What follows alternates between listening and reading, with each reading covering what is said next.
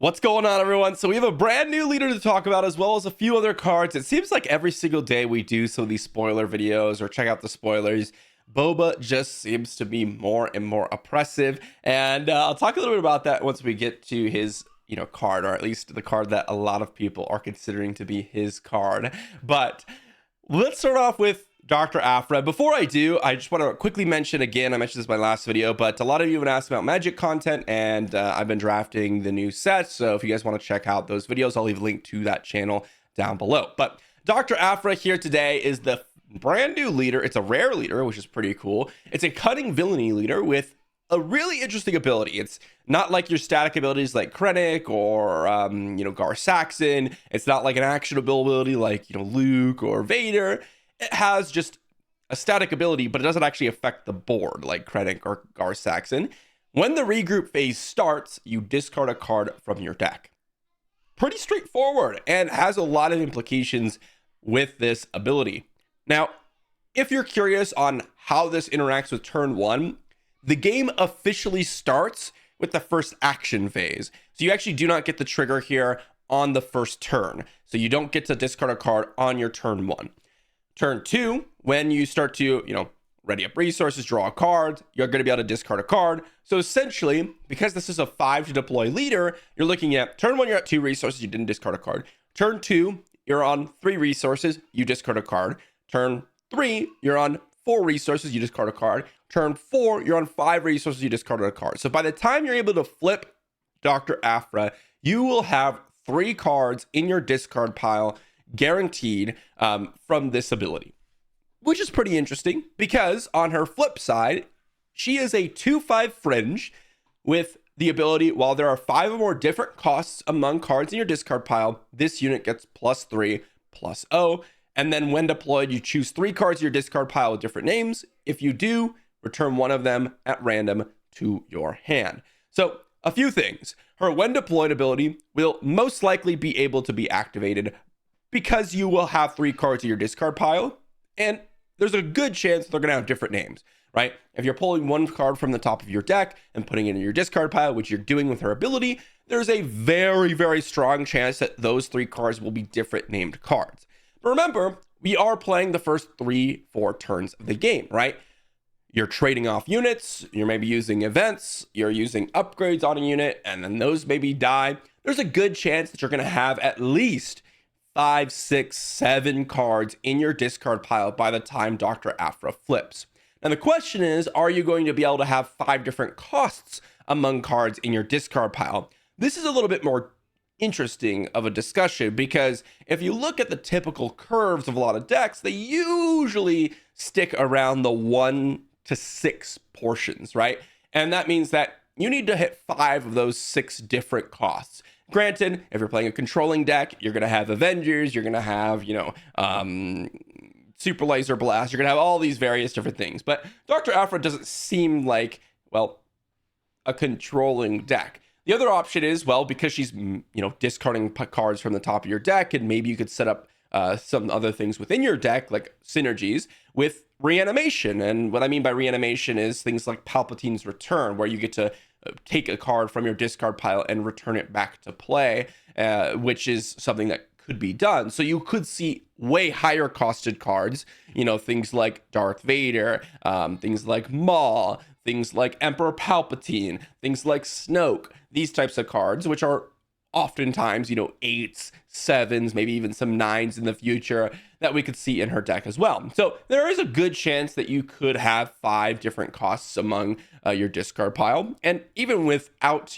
the higher package of reanimation, having a 1 costed card, having a 2 costed card, having a 3 costed card, and a 4 costed card by the time Dr. Afra comes down isn't unrealistic, right? Having 3 to 4 different costs just because you're playing on curve is very, very likely, especially since we have events that are guaranteed to go to the discard pile. Like, let's say you're playing, again, Cunning, and maybe you want to try to synergize her with, her ability here, which is obviously what you kind of want to do, and you're trying to get her to be a 5/5 by the time she comes down. Things like Surprise Strike, Shoot First, all these cards work. Things like Greedo, Mach Clunky, maybe if you're having Underworld synergies, right? These are all 1 to 2 cost cards. Things like Well, Boba Fett, if you wanted to play him, right? A lot of different options going through the curve to make sure that this is a 5/5 when it comes down. And if she is a 5/5 when she comes down, this is a very aggressively statted unit, right? It has one more power than Boba Fett, but two less toughness. This, if you compare it to Boba Fett, is far, far worse. Okay, the 5 toughness is a huge liability, especially with things like takedown, right?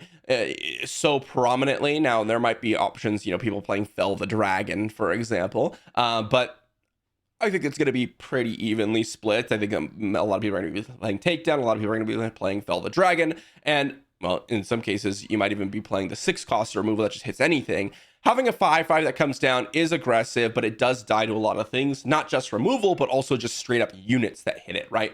5 toughness is a very, very easy number to get through. When you start seeing 7s is when it starts to be, okay, how am I ever going to kill Boba Fett at this point, right? That's the tricky part, okay? So I'm not 100% sure if this card's really in a meta or in a card pool where she can really shine.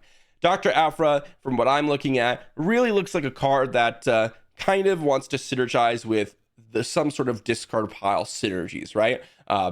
Very clearly on her flip side, but more so with her ability here. This doesn't actually really do anything in the game right now, with the exception of Palpatine's return, because yes, she synergized with her flip side, and yes, she can return cards with different names, and yes, that's kind of okay. I guess you could draw a card essentially when she's deployed, but realistically, you need something more, right? You need something more. Having a 5 deploy 5/5 leader is okay, but we also have 5 to deploy 4 power leaders. Like, it's not really that big of a difference. So that's not going to give her the edge in an aggro matchup, and then or aggro sense. And then having this ability doesn't actually do anything. And so we need to see some other synergies, maybe like, again, Kylo Ren's silencer is a perfect example. Something to give you extra value, whether it's, something like the silencer to where you can play it. If I look up Kylo Ren's silencer here for Star Wars Unlimited, I got to go pull it up just to show you guys an example here. Oh man, it doesn't actually pull up. There we go. The tie silencer. So let's just show this. If this uses discard from your hand or deck this face, play it from your discard pile, paying its cost. So that's a way where you could get some extra synergy, extra value from Dr. Afra. Unfortunately, we don't have enough of those cards right now to really see a huge advantage for playing Dr. Afra. I think this is a card where, similar to some other leaders that we have, like Hera, for example, doesn't really get to show its true colors until we have more synergies associated with this card. So I'll have to wait for the future. But this card is one of the most exciting leaders for me, just because of the potential in the future. That's not all, though. We have another card here in Vrace Flamethrower. Pretty interesting little equipment here. We have, or upgrade here. We have a 3 resource aggression upgrade attached to a non-vehicle unit. An attached unit gains on attack. You may deal 3 damage divided as you choose among enemy ground units. Now, unlike a lot of the other upgrades I've seen where it's like, okay, I'm not sure how this is going to be extremely powerful or how they get around certain things, or maybe it gets hosed by certain things. This card looks like the perfect counter to all the shield synergies that they seem to be printing here for this set too. Because the ability to divide 3 damage as you choose is the perfect way to get rid of shields. And it's one of the reasons why something like an overwhelming barrage is so powerful. The ability to do, let's say 5-6 damage to one target would make overwhelming barrage a card that's basically unplayable. Okay, because you have things like maximum firepower, for example, which is 1 cheaper, which allows you to kind of do the same thing. Granted, it's more restrictive, but essentially what I'm saying is this true strength of overwhelming barrage is the fact that, well, 1, you get a pump on your unit, and you can hit for way more damage than a lot of certain situations, but also because you can hit any matter of units with that fat amount of damage, right? You hit for 6 damage, but you can kill 2 units, and that's what makes it so powerful. This doesn't do it has that much damage, right? It's 3 damage, but 3 damage can actually kill certain units when it comes down, right? Like, let's say you go turn 1 unit, turn 2, play a Vrace Flamethrower attack, you can actually kill their turn 1 play, potentially even their turn 2 play. So that's interesting, right? But this is mainly, I think, a really, really powerful upgrade to really start to mess around with people's synergies with shields. And I think that's kind of exciting. Any sort of on attack deal damage helps with shields, but this one allowing you to maybe hit 1 damage with the unit with shield, 2 damage over here to another unit, it starts to become a really obnoxious upgrade. So I see this as a potentially really, really strong option for that specific scenario. I'm not sure if that's good enough to make it a really strong equipment upgrade, right? This ends up being a 3 resource +1/+1 that only does something when you attack.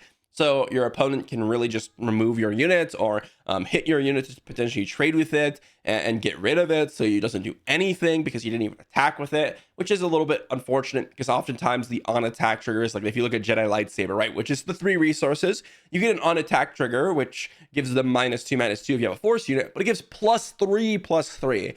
I think they could have made this like +2/+2 and it would have been fine, or maybe even like +1/+2 or something like that to make it survive. So I'm a little bit concerned about that, but seems like a really interesting upgrade. Next up, we have Unlicensed Headhunter. Pardon for the poor quality here, but it is a 2 resource aggression space unit, 3/2 underworld vehicle fighter with Saboteur. Pretty nice initial starting line, right?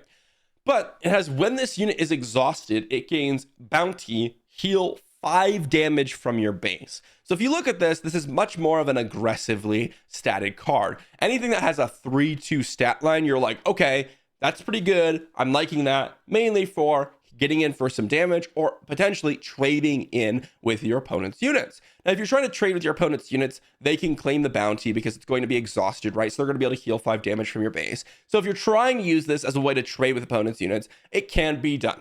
And you're not really going to have that big of a downside. But if you're trying to use this as an aggressive unit, you need to be very careful on when you attack, because this is the first action you do, which is normally what you do. If you're playing an aggressive deck, the first thing you want to do every single turn, generally speaking, is attack. Why? Because your opponent could remove it, trade with it, etc., and you aren't going to get that damage into their base. But if you immediately attack with this and your opponent has a way to remove it, you not only negated that attack, but also potentially another attack with another unit that you've just done. This is a little bit sketchy. So I don't like this bounty because whenever you're playing a 2-costed 3/2 and you're trying to get in for some damage, having a bounty that kind of counteracts your game plan seems pretty bad. You just, if you're going to play this, need to make sure that this bounty isn't able to be claimed by your opponent. So let's say you go turn 1, Unlicensed Headhunter, turn 2, they pass. Let's say they pass.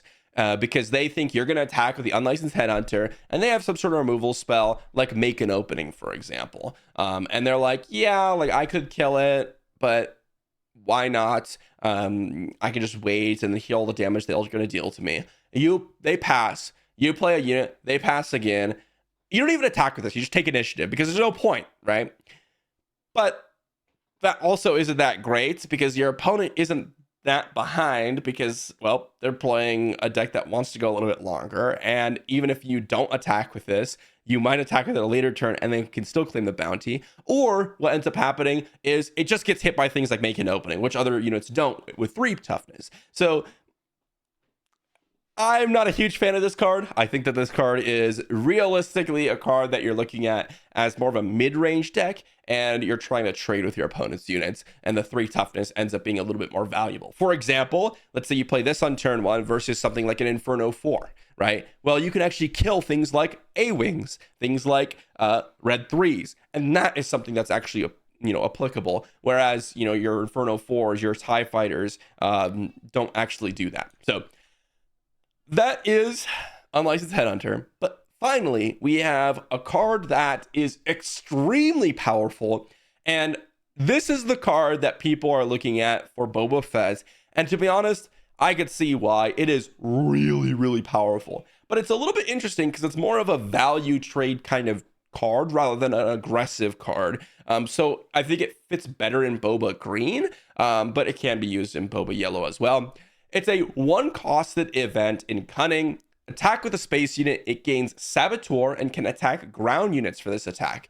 If it attacks a ground unit, it gains +2/+0, and the defender gets -2/-0 for this attack. So if we look at this, you don't have to attack a ground unit. You can just use this to give a space unit saboteur and then bypass things like system patrol crafts, Concord Dawn interceptors, or just take out a shield on a unit, right? Like let's say they play a 7th Fleet Defender and you have a system patrol craft or something like that, right?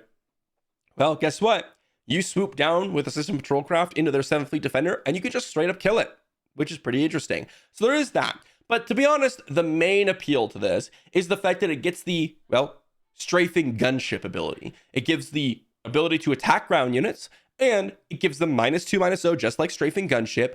But here's the really key factor. It gets +2/+0 for the attack. One of the big things with strafing gunship is the fact that it usually doesn't kill what you're trying to kill when you play it on turn 3. The fact that it's a 3/4 makes it so that, well, by that point, let's say it's, well, turn 3 and they're playing 4 costed things.